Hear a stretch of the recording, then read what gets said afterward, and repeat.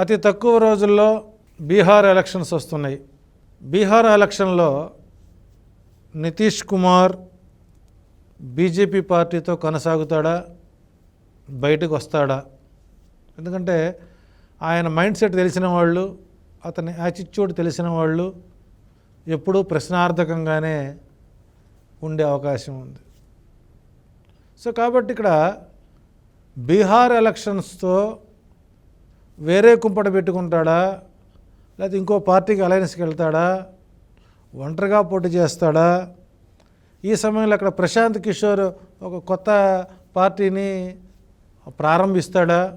ఇట్లాంటి ఎన్నో సందేహాలు జరుగుతున్న సందర్భంలో బీహార్ ముఖ్యమంత్రి నితీష్ కుమార్ విషయంలో ఆయన మిత్రపక్షాల్లోనే గందరగోళం ఉంది.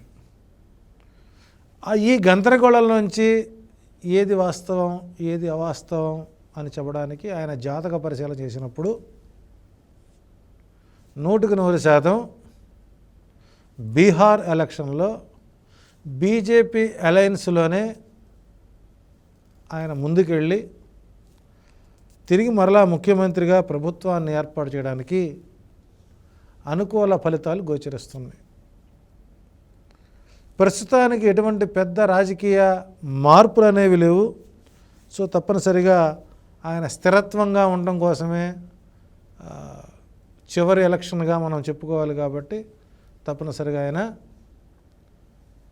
బీహార్ ఎలక్షన్లో నితీష్ కుమార్ బీజేపీ పార్టీతో అలయన్స్లో మళ్ళీ తిరిగి ముఖ్యమంత్రి అవడానికి అవకాశాలు అక్కడ బలంగా ఉన్నట్టుగా గ్రహస్థితులు గోచరిస్తున్నాయి.